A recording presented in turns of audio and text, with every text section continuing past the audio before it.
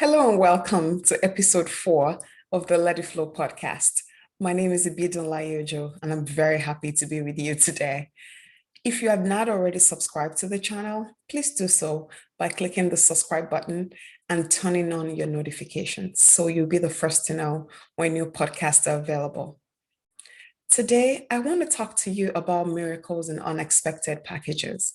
We all have the picture of how we think God is going to do what we've been waiting on God for. We've imagined it and dreamed about how it's going to happen. But are you open to God using an unexpected source or doing it in an unconventional way? How would you respond if things don't quite happen the way you think they're going to happen? Are you still open to receiving all that God has for you? Today, I want to take you to a story in the book of John, chapter 5. We're going to talk about a man who has been sick for a lot of years, and he expected his miracle to come a certain way and was disappointed because it didn't work out that way. But God had much better for him.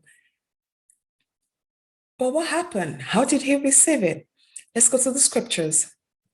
In John chapter 5, I'll start from verse 1. So this is the story of the man that was healed at the pool of Bethsaida. So in verse 1, it says, after the feast of the Jews, Jesus went up to Jerusalem. Now in Jerusalem, by the sheep gate, a pool, which is called in Hebrew Bethesda, having 5 porches. In this lay a great multitude of sick people, blind, lame, paralyzed, waiting for the moving of the water.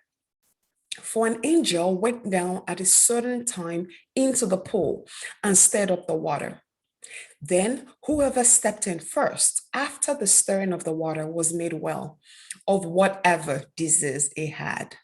So all of those people were sick. They would lay there and they were waiting for the water to be stirred. That's the picture they had of their miracle. That's how they thought things were going to happen. In verse 5, now a certain man was there who had an infirmity 38 years. That's a lot of years to be sick. 38 years. In verse 6, when Jesus saw him lying there, and knew he had already been in that condition a long time, he said to him, do you want to be made well? The sick man answered him in verse 7, sir, I have no man to put me into the pool when the water is stirred up. But while I'm coming, another steps down before me. Jesus said to him, rise, take up your bed and walk. And immediately the man was made well. He took up his bed and walked. Now, before we continue, I've heard this story for so long. And actually, before we go into the details, I want to encourage you every time you open the Bible to look at it from a fresh perspective and ask God to open your eyes to see it. I've always seen the story and I always wondered when Jesus asked this man, why was he explaining? Why not just say, heal me? But we're going to find out in a few minutes the reason why. In verse 10, the Jews said to him who was healed, it is the Sabbath. It is not lawful for you to carry your bed. Verse 11, he answered them, he who made me well said to me, take up your bed and walk. Verse 12, then they asked him, who is the man who said to you, take up your bed and walk? But the one who was healed did not know who it was, for Jesus had withdrawn, a multitude being in that place. So pause. Verse 13 is telling us that this man that was healed did not know who Jesus was. Now let's go back to the beginning of the story and read it with that understanding. Sometimes when you read a story in the Bible, they set up the story and it builds incrementally towards the end, and then you get the grand finale and you know what happened. In this case, this important piece of information was not provided till verse 13. This man did not know it was Jesus. There's so many ways we could look at this story. You could think, of course, Jesus is asking you, do you want to be healed? Why are you explaining? Why don't you just say, heal me, Jesus? Why? Why are you saying all? Who cares about the story?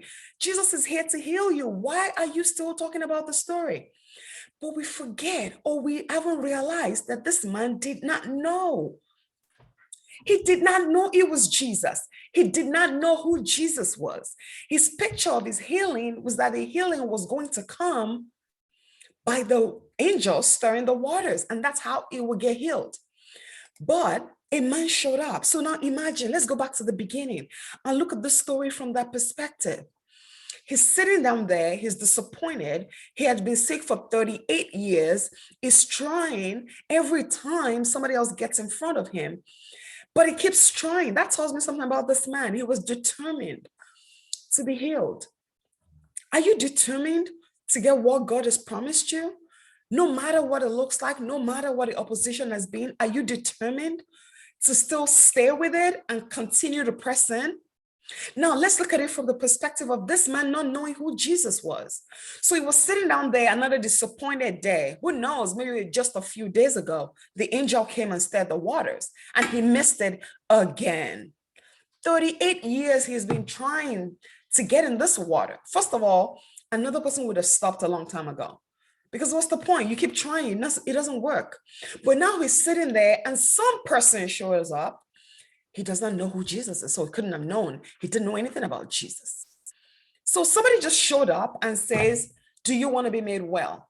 Now, if I was the one sitting down there, the first thing I will ask is, you think? I'm sitting right here. I'm trying.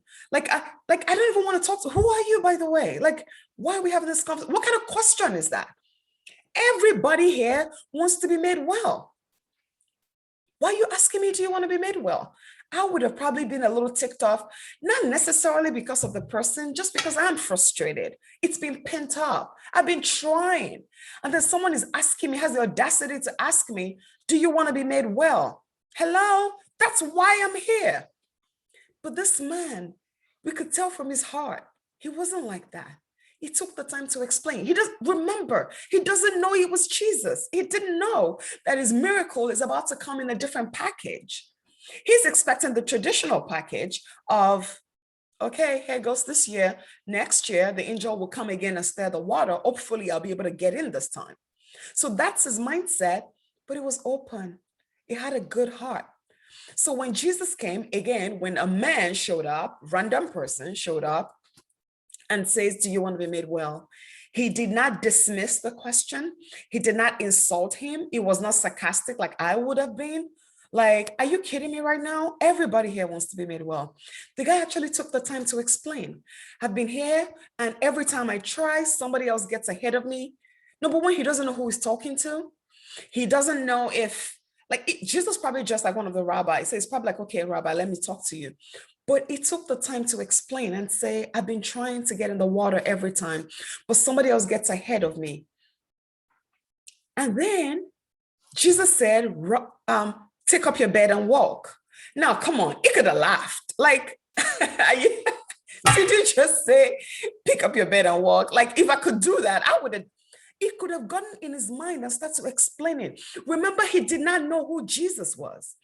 But this man just had a heart that was sensitive to a God moment.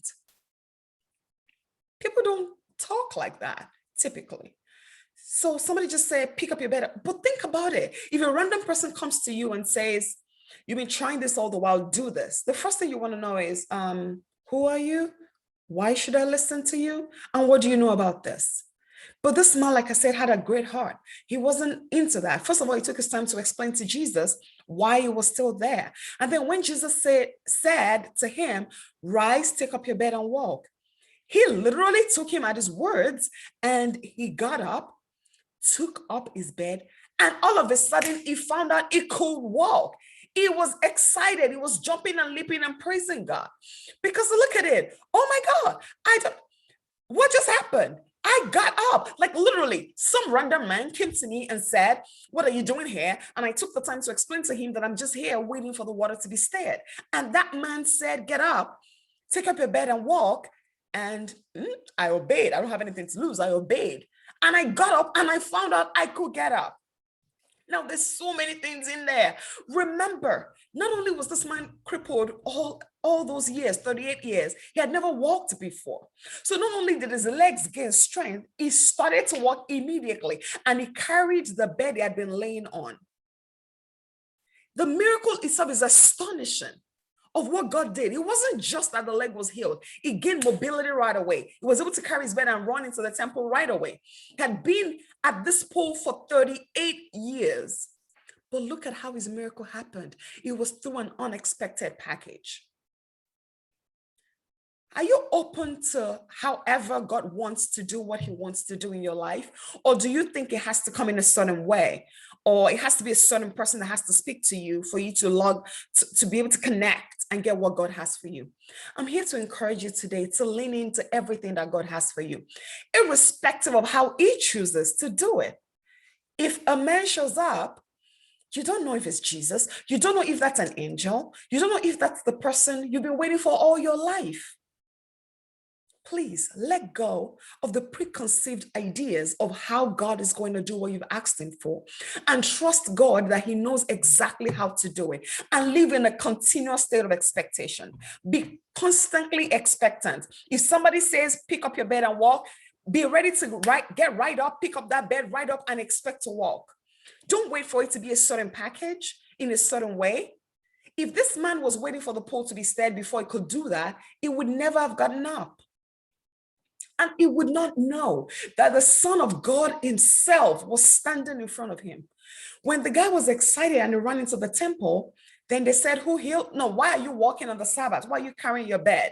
And he said, the man who healed me said, pick up your bed and walk. So I picked up my bed. And they said, who is the man who healed you? He said, I don't know.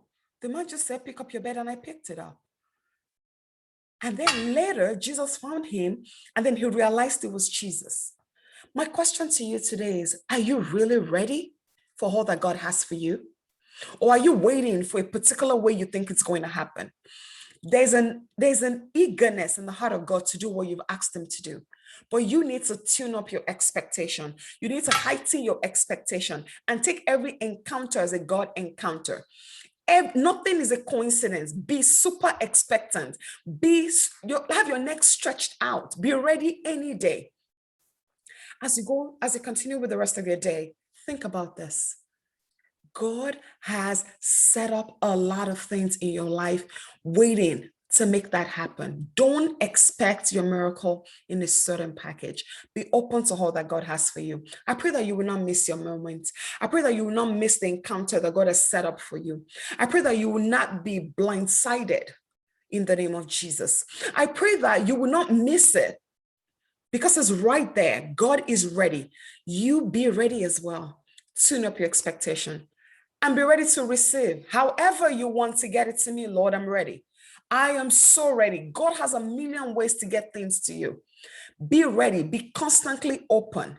Be constantly ready to obey. Lean in. Do not underestimate anybody. Do not underestimate any situation. Be ready. That man could have said, I don't owe you an explanation. I don't even want to talk to you. I'm disappointed. It could have been all in his feelings. Don't get emotional. Focus and be totally expectant. God is going to meet you right there at the point of your need. Remember, he is God and he's waiting to do it. Have a great day. And remember, there are treasures in you.